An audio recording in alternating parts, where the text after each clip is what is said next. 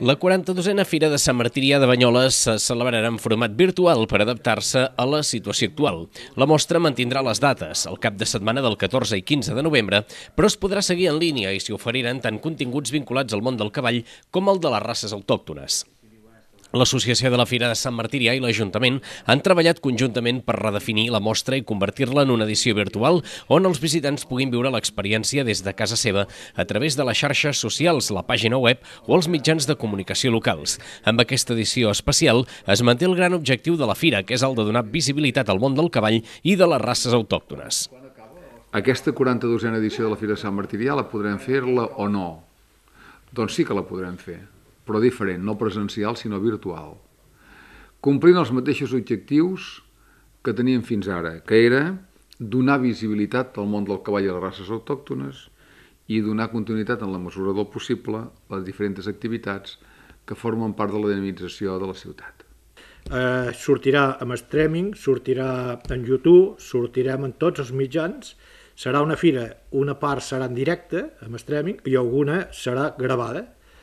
Què hem hagut de fer? Hem hagut d'enviar una colla de reporters a gravar les conferències.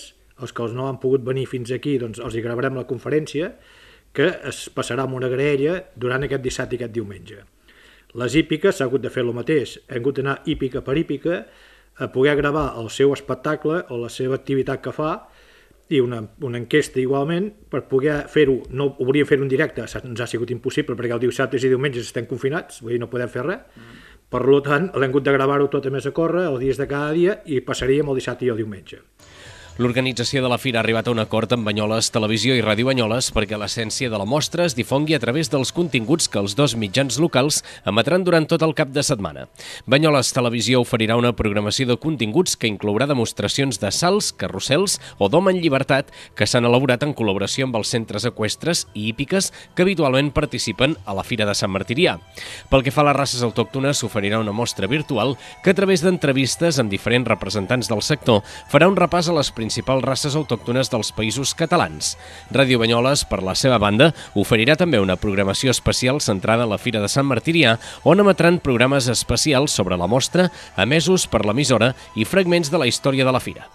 Prèviament a la celebració de la Fira de Sant Martirià virtual, l'Associació Banyoles Comerç i Turisme i l'Àrea de Promoció Econòmica del Consistori han organitzat també una mostra de cartells antics de la mostra que es podran veure als aparadors dels diferents establiments associats a l'entitat.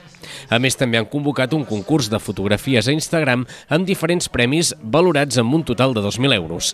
S'hi podrà participar compartint fotografies dels aparadors dels establiments que participen a l'exposició o bé dibuixos o manualitats inspirats en la Fira de Sant Martirià.